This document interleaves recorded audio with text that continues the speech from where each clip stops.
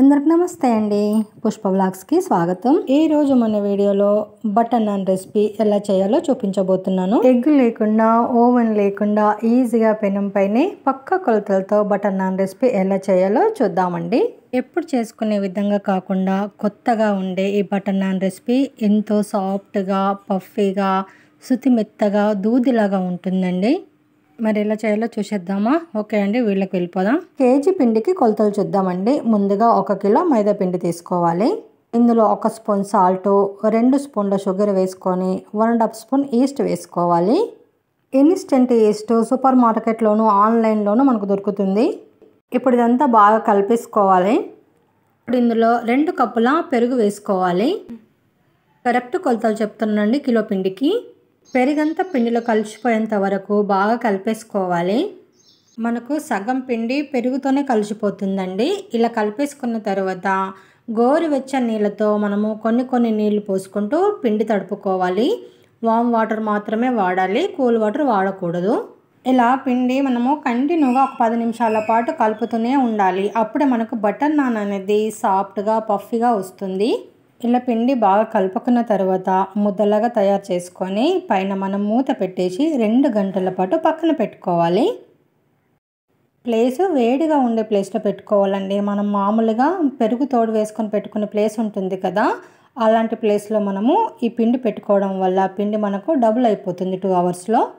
2 hours తర్వాత పిండి చూద్దామండి. చూడండి, మొత్తం గిన్నె నిండిపోయిందన్నమాట. పిండి బాగా పులిసింది కదా, ఈస్ట్ వేసుకున్నాం కాబట్టి మనకి ఇలా 2 గంటల్లోనే పిండి పులుస్తుంది. చూడండి, పిండి ఎంత బాగా రెడీ అయిపోయింది కదా. ఇప్పుడు పిండిని మరో 2 నిమిషాల పాటు బాగా కలిపేసుకొని ముద్దలాగా తయారు చేసుకోవాలి. ఇప్పుడు పిండి ముద్దల్ని బాల్స్ లాగా చేసుకొని రెడీ పెట్టుకుందామండి. పిండి ముద్ద కొంచెము పెద్ద సైజులో ఉండేలాగానే చూసుకోవాలి. ఎందుకంటే మనము బటర్ నాన్ చేసేటప్పుడు కొంచెం మందంగానే చేస్తాం కాబట్టి పిండి కొద్దిగా ఎక్కువ పడుతుంది. సో అలా మనము పిండి ముద్దల్ని రెడీ చేసుకొని ఒక ప్లేట్లో పొడిపిండి చల్లుకొని మనం పిండి ముద్దలు పెట్టేసుకోవాలి. ఇలా బాల్స్ లాగా చేసుకున్న తర్వాత మూత పెట్టి 10 నిమిషాలు పక్కన పెట్టాలి. ఇప్పుడు పొయ్యి మీద మనం పెనం పెట్టేసుకుందామండి. పెనం వేడయ్యేంతలోపు మనం రోటి చేసుకోవచ్చు. ఇప్పుడు పిండి ముద్ద తీసుకొని పిండి ముద్ద మీద కొంచెం పొడిపిండి వేసుకొని రొట్టె చెక్క మీద కూడా పొడిపిండి వేసుకొని మనం చపాతీ చేసుకోవాలండి. చపాతీ కాస్త మందంగానే ఉండాలి, మరి సన్నగా అస్సలు చేయకూడదు. ఇప్పుడు మనం చేసుకున్న రోటీని మనం వేడి పెనం మీద వేయాలండి. పెనం మీద మనము ఆయిల్ కానీ నెయ్యి కానీ ఏం వేయలేదు. పెనం మీద వేసిన వెంటనే కదపకూడదండి. రోటీని మనకు బాగా పొంగుతుంది, సూపర్గా పొంగుతుంది కాబట్టి కొద్దిగా కాలనివ్వాలి. చూడండి, పొంగడం స్టార్ట్ అయిపోయింది కదా, సూపర్గా పొంగుతుందండి, పఫీగా అవుతుంది అన్నమాట.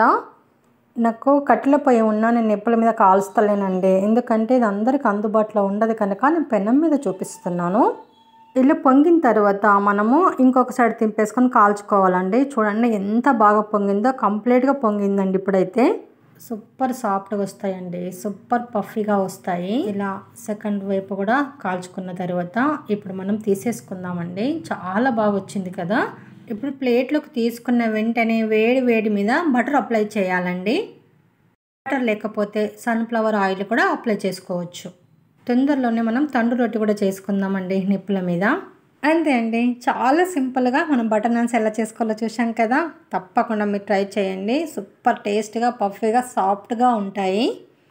మనకు నచ్చిన కథతో మనం తినేయచ్చు అండి. నేను chicken curry, mutton curry village స్టైల్లో ఎలా చేయాలో నేను డిస్క్రిప్షన్లో లింక్ ఇస్తాను, ఒకసారి చూడండి. ఇదండి ఈరోజు మన వీడియో అయితే మీకు నచ్చిందని అనుకుంటున్నాను. నచ్చితే మాత్రం లైక్ చేయండి, షేర్ చేయండి, మన ఛానల్ సబ్స్క్రైబ్ చేసుకోండి ప్లీజ్ అండి, సపోర్ట్ చేయండి.